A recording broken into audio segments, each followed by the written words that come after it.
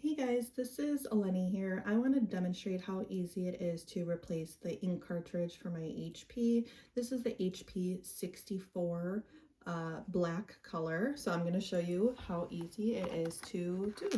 First, you're going to open the package.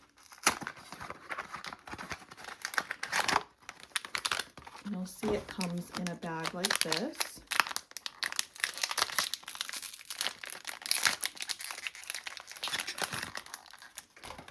When you take out the ink, the first thing you'll want to do is take off this little flap that covers the ink cartridge.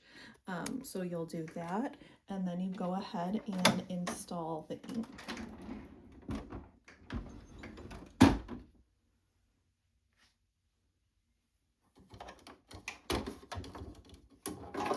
So mine has the old one in it. I am going to take it out, and then I have the new one here.